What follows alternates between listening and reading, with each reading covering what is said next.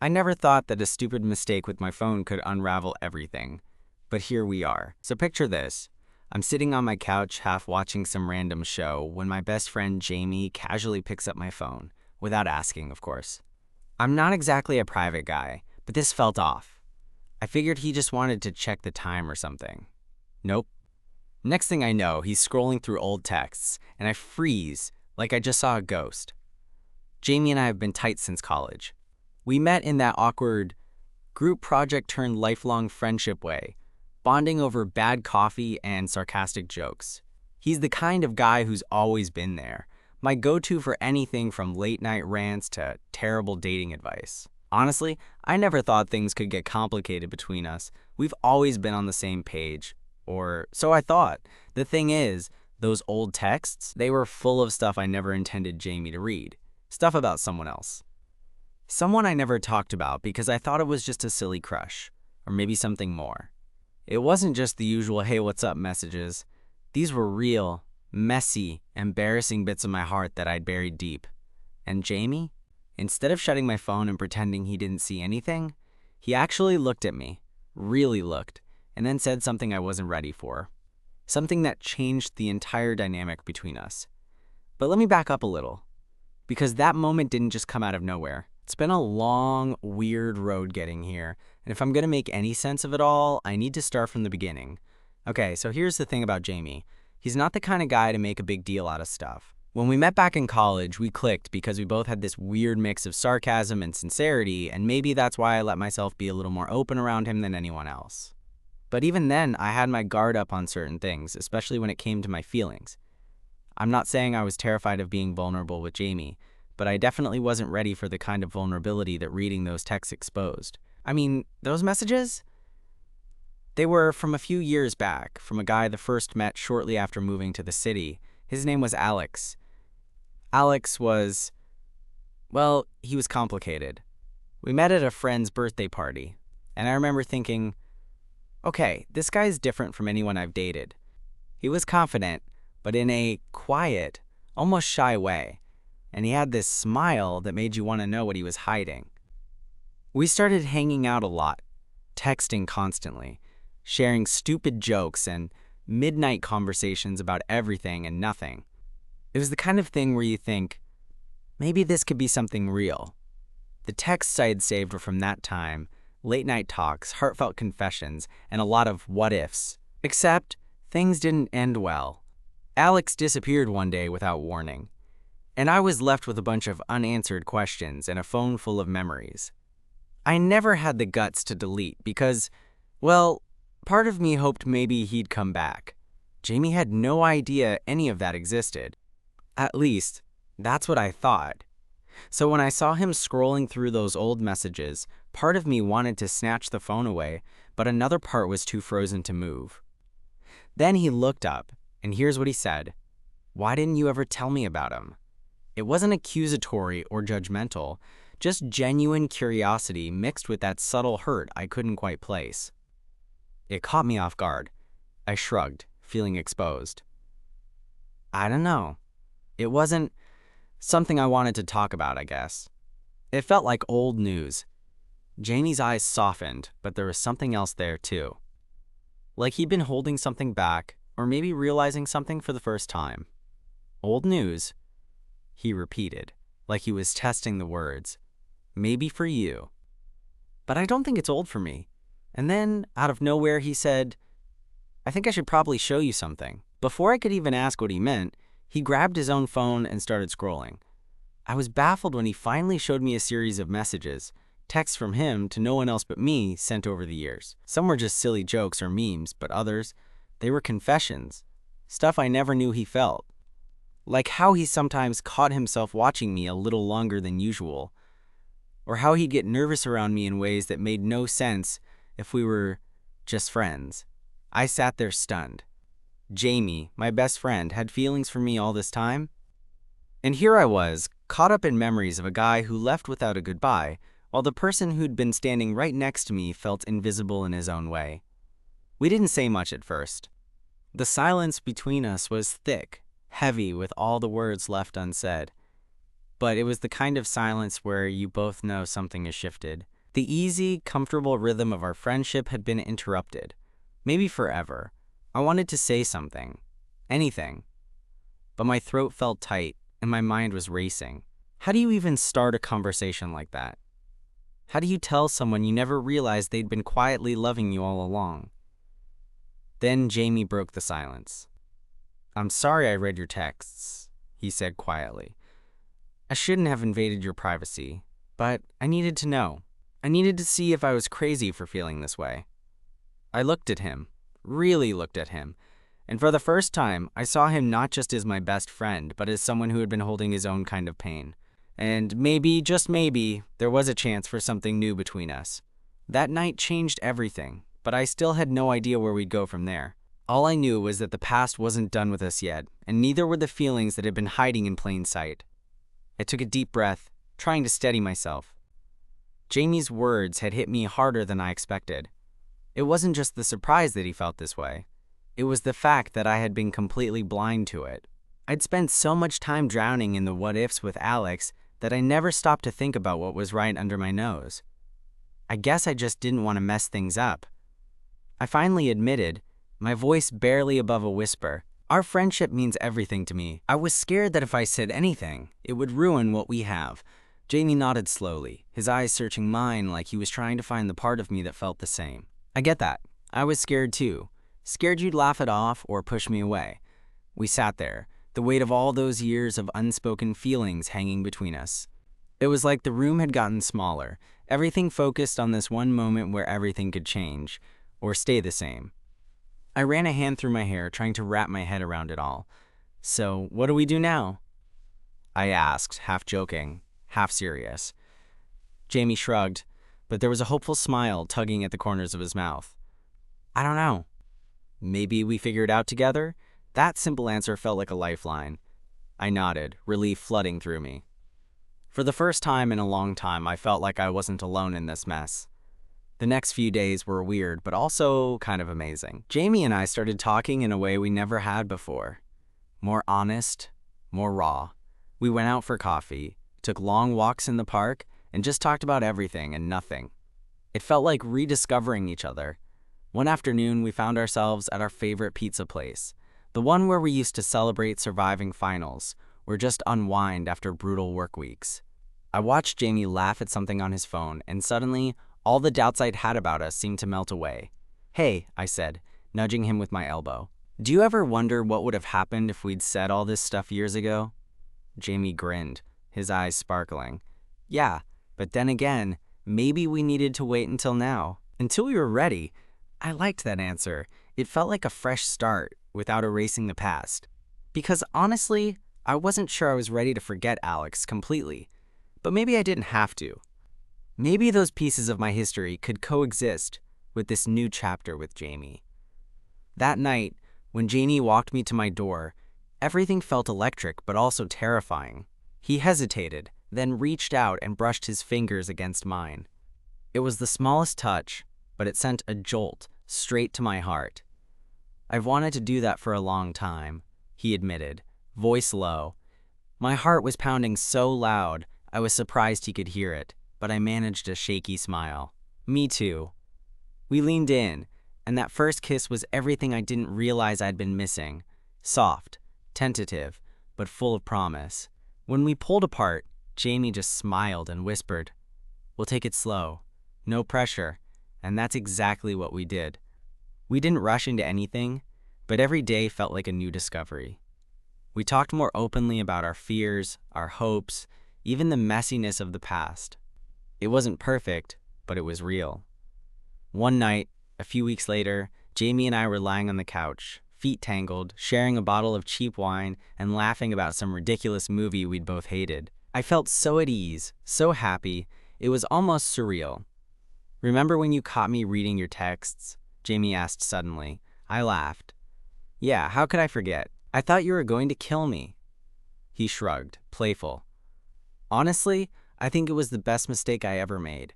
I smiled, reaching over to squeeze his hand. "Me too." And in that moment, I knew that whatever had happened before, Alex, the heartbreak, the silence, it had all led me here, to Jamie. to this feeling of finally being seen and understood. We still have a long way to go, and I'm sure there'll be bumps along the road. But for now, I'm just glad we found each other.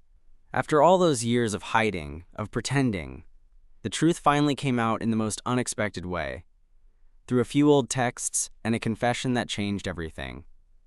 After that night on the couch, things started to settle into a new rhythm between Jamie and me, but of course it wasn't without its awkward moments. You know how it is when you shift from best friends to something more? Everything feels a bit fragile, like you're walking on a tightrope and one wrong step could send you tumbling back.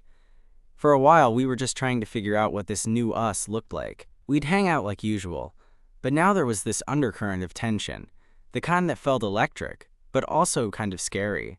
I remember one evening, we were sitting on his balcony, sharing a joint and watching the city lights flicker below us. The air was thick with silence, and I could tell Jamie was about to say something, but he kept hesitating. Finally, he looked at me and said, "Do you ever worry we're rushing this? That maybe we're trying to force something that isn't really there?" I was caught off guard because, honestly, I hadn't thought about it that way. I shrugged. Sometimes. But then again, I don't want to mess up what we have by overthinking it. Jamie gave a small laugh. "Yeah, overthinking is kind of our thing, huh?" We both smiled, and the tension eased a bit. But that conversation stuck with me. The idea that maybe we were moving too fast, or maybe the fear of losing our friendship was making everything feel more complicated than it had to be. Around that time, I decided I needed to confront something I'd been avoiding, talking to Alex. I hadn't heard from him since he disappeared years ago, and honestly, I never got closure. I was nervous about digging up old wounds, but I also realized that if I wanted to fully embrace what was happening with Jamie, I needed to face my past. So one afternoon, I found myself scrolling through my contacts until I found Alex's number. My thumb hovered over the call button. Hands shaking, I pressed it. The phone rang a few times before going to voicemail. I left a simple message. "Hey, it's me. I know it's been a while, but I just wanted to say hi and see how you're doing." I didn't expect a call back, but the next day, my phone buzzed with a message from an unknown number. "Hey. Wow. Didn't expect to hear from you. I'm okay. Hope you are too." That was it. Just a few words, but it was enough to stir up all the feelings I thought I'd buried. I texted back a few times, and we agreed to meet for coffee a couple of days later. Sitting across from Alex at that little cafe, I felt like I was stepping back in time. He looked the same, maybe a bit older, a little more worn, but there was still that same elusive smile. We talked about the usual stuff, work, life, the city. Then, finally, I asked the question I'd been dreading. "Why did you just disappear without a word?" Alex's expression softened, and he sighed. "I wasn't ready. I was dealing with some shit, family stuff, anxiety. I thought I was protecting you by walking away. That hurt more than I expected. I would have understood if you'd just told me. I was left wondering if I did something wrong." He nodded. "I know, and I'm sorry. I should have been better." Leaving the cafe, I realized I wasn't angry anymore. Just relieved. Maybe that part of my past was finally closing in a way that allowed me to move forward. When I told Jamie about it later that night, he listened quietly, then said, "I'm glad you did that. Closure's important." That moment felt like a turning point. It was like I had cleared some space inside me for Jamie, for us. And Jamie, well, he started opening up even more, letting me see parts of himself that he'd kept hidden. One night we were lying in bed, and he turned to me, eyes serious. "I know I've been scared to say this, but I want you to know. I'm not just here for the good times. I want to be the guy you can count on, no matter what." I felt my throat tighten, and I pulled him close. "I want that too, more than anything." It wasn't all smooth sailing, of course. There were moments when doubt crept in, when old habits of keeping feelings locked away resurfaced. But each time, we talked it out, sometimes awkwardly, sometimes with laughter, but always with honesty. One evening, a couple of months in, we were at that same pizza place where we'd had our remember when conversation. Jamie reached across the table, took my hand, and said, "You know, I think this could work. Us. I'm ready to try." I smiled, squeezing his hand. "Me too." Looking back, I realize how lucky I am that our story started with a few old texts and a confession that could have ended everything, but instead became the beginning of something real. It's messy and imperfect, but it's ours. And for the first time in a long time, I'm excited about the future because it's with Jamie. After that night at the pizza place, things started feeling more real between Jamie and me. Like, not just the we're figuring this out kind of real, but the kind of real where you start imagining a future together, not just as friends who sleep over on the couch, but as something more. But, of course, nothing's ever that easy, right? Because just as I was starting to feel hopeful, reality hit me in the face. It was a random Thursday evening. Jamie and I were at his apartment, sprawled out in that comfortable way only best friends do, watching some terrible action movie neither of us really cared about. Midway through the second act, my phone buzzed. I glanced down and saw it was Alex. My heart skipped. I hadn't heard from him much since our coffee meeting, and honestly, I didn't know what I wanted from him anymore. But curiosity got the better of me, and I opened the message. It was short, simple. Hey, can we talk? I think I owe you more than that one coffee. I stared at the screen, unsure. Jamie noticed immediately. Everything okay? I hesitated, but then showed him the message. Jamie's expression shifted, tightening just a bit. Do you want to reply? I shrugged. I don't know. Part of me thinks I'm reopening an old wound. Jamie reached over, squeezing my hand. Whatever you decide, I'm here. It felt like a silent promise. And honestly, that was what I needed most. I decided to reply, suggesting we meet again, just to get whatever it was off my chest. We met at a quiet park a couple of days later. Alex was different this time. More grounded, but still carrying that weight from before. We talked for a long time. He apologized again for how things ended, for not being honest when it mattered. I told him that I'd been hurt, but that I was trying to move forward. And most importantly, I told him about Jamie. I wasn't sure why I felt compelled to share that part, but something about being honest with Alex felt necessary. Alex smiled sadly. Jamie's a good guy, you're lucky. Walking away from that conversation, I felt lighter, but also more certain about where I was headed. Jamie wasn't just some safety net anymore. He was becoming my person. Later that week, I found myself at Jamie's place again. We were cooking dinner. Well, Jamie was cooking, and I was the designated taste tester. The kitchen was filled with the smell of something delicious and the easy rhythm of two people who had spent years together. Midway through, Jamie paused and looked at me. Can I ask you something? Shoot. Are you scared?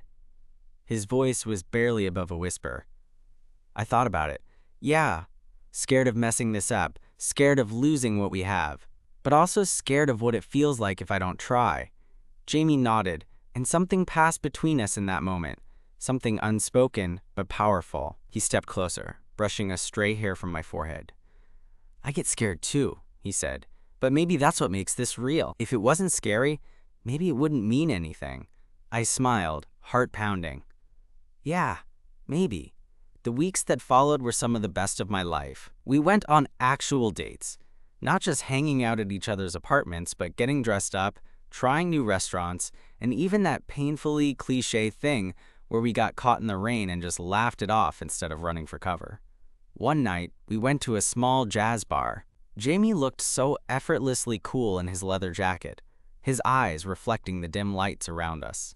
After the band finished their set, we ended up on the dance floor, awkwardly moving to the music but grinning like idiots. At one point, Jamie pulled me close and whispered, I love this. I love you. My stomach did a flip. I'd been waiting for him to say it, but hearing it out loud was something else entirely. I love you too, I whispered back, feeling like the luckiest guy alive. But life, as always, had a way of throwing curveballs. A couple of days later, Jamie got a call from his mom. Nothing serious, just some family drama, but it shook him more than he let on.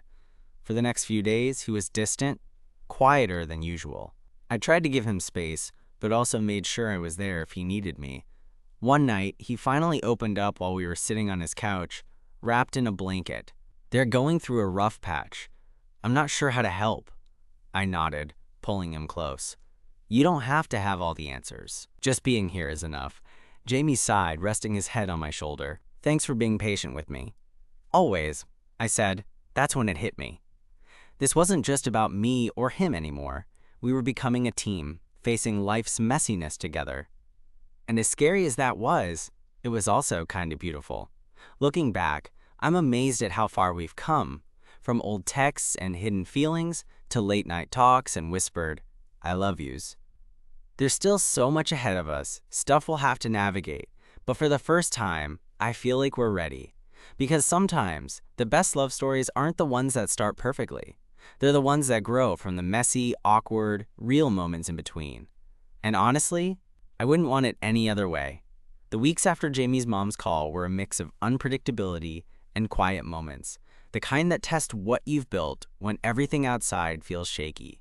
Jamie usually wore his emotions on his sleeve, but this time, he was guarded, retreating into himself more than I'd ever seen. We still talked, we still spent time together, but there was an edge to it, like he was holding back, trying to protect both of us from whatever storm was brewing in his family. One evening, I knocked on his door after work, carrying that stupid bouquet of dandelions I'd picked up on the way over. Yeah, I'm a hopeless romantic like that, Jamie answered, his tired smile cracking the usual stoic mask. Hey, I said, holding out the flowers. He took them, a little surprised. Dandelions? Yeah, they're kind of like us. Messy but stubborn. He laughed, the sound light and genuine. I'll take it. We settled on the couch, and I could see the exhaustion etched into his face. After a few minutes, he finally broke the silence. My parents are going through a divorce, he said quietly. It's been months, but it's still hitting me harder than I thought. I reached for his hand, squeezing it gently. I'm sorry, man. That's rough. He nodded, eyes glossy. It feels like everything I thought I knew is changing, and I don't know where I fit in anymore. I swallowed hard. I wanted to say something clever, some words to make it better, but all I could do was sit there with him, letting the silence speak louder than any phrase I could muster. Whatever you need, I finally said, I'm here. We're in this together. He looked at me then, really looked, and I saw the flicker of something vulnerable. Fear, maybe, but also trust. And that was enough for now. Over the next few days, Jamie and I fell into a new routine. Sometimes we talked about the divorce, sometimes we didn't. Sometimes we just held each other in the quiet, the kind of comfort that doesn't need words. It was messy and complicated, just like life. One night, after a particularly hard day, Jamie surprised me by showing up at my place. He was holding 2 slices of pizza and a bottle of cheap whiskey. Emergency pizza and whiskey, he announced, grinning like a kid. I laughed, feeling a warmth spread through me. You know me so well. We sat cross-legged on the floor, the city lights flickering through my window, and talked until the bottle was almost empty and the world outside faded away. At some point, the conversation drifted to us. Do you think we're changing? Jamie asked, voice uncertain. I thought about it. I think we have to. People change, especially when life throws curveballs. But change doesn't have to mean losing what we have. Maybe it means growing. He nodded slowly, then smiled. Growing together sounds a lot better than growing apart. I smiled back, feeling like maybe, finally, we were finding our footing. But just when I thought we were settling into this new phase, life threw another surprise at us. One afternoon, Jamie got a call from his sister. The news wasn't good. His dad had been hospitalized after a minor heart attack. Nothing immediately life-threatening, but serious enough to shake the family. Jamie's world tilted again. Suddenly, the divorce felt distant compared to the weight of health and mortality. I went to his place that evening, finding him pacing nervously, phone in hand. Hey, I said softly. He looked up, eyes red-rimmed but grateful to see me. Do you want to talk? I asked. He shook his head. I'm scared. Scared of losing him. Scared of what comes next. I pulled him into a hug, feeling his body tense before slowly relaxing. We'll face it all together, I whispered. One day at a time. That night, as we sat side by side on the couch, I realized how much more than friendship this was becoming. It wasn't just about romantic feelings anymore. It was about being each other's anchor when everything else was sinking. The days that followed were filled with hospital visits, phone calls, and tough conversations. Jamie was strong, but I saw the cracks, the moments when the weight nearly crushed him. One night, after a long day at the hospital, we sat on his balcony, the city humming below. Jamie leaned his head on my shoulder, sighing deeply. "I don't know how I'd get through this without you," he admitted. I kissed the top of his head. "I'm not going anywhere." In those moments, I understood what love really meant. Not just the butterflies or the sweet "I love yous," but the quiet resilience to stand by someone when life's messiness shows up uninvited. Weeks later, Jamie's dad was out of the hospital, slowly recovering. The divorce was still painful, but Jamie was finding strength in the small victories, like a shared laugh, a good night's sleep, or just knowing he wasn't alone. And me? I was learning that love isn't always easy or perfect. Sometimes it's messy, scary, and full of uncertainty. But it's also the thing that keeps you going. Looking back, I'm grateful for that moment when Jamie read those old texts. Because if he hadn't, we might still be pretending our feelings didn't exist. Instead, we're here, imperfect, vulnerable, and ready for whatever comes next. Because sometimes, the best love stories aren't about grand gestures or fairy tales. They're about two people who decide to face the chaos together and hold on tight, no matter what. Months passed, and life kept doing its unpredictable thing. Some days good, some days challenging. But Jamie and we kept showing up for each other. There was no dramatic grand finale, no perfect, happily ever after moment, but instead a quiet, steady unfolding of something honest and real. One Sunday afternoon, we were sitting on my balcony, sharing a bottle of wine and watching the sun dip low over the skyline. Jamie had his head resting on my shoulder, fingers lazily tracing circles on my arm. The city buzzed below us, but up here everything felt calm. I was thinking, Jamie said softly, without lifting his head, about how crazy it is that we almost missed this. Us. Because of a few old texts and a bunch of fear. I chuckled. Yeah, who knew that deleting old messages could be such a risk? He smiled against my skin. I don't regret any of it, though. All the messy bits, the awkward talks, the hard days, they brought us here. I felt the warmth in his words settle deep inside me. Me neither. I think love is less about the perfect moments and more about the ones where you decide to stay, even when it's hard. Jamie looked up then, his eyes catching mine, steady and sure. I want to keep choosing you, not just today or tomorrow, but for all the ordinary days in between. I squeezed his hand, feeling something like peace wash over me. I want that too, no matter what comes next.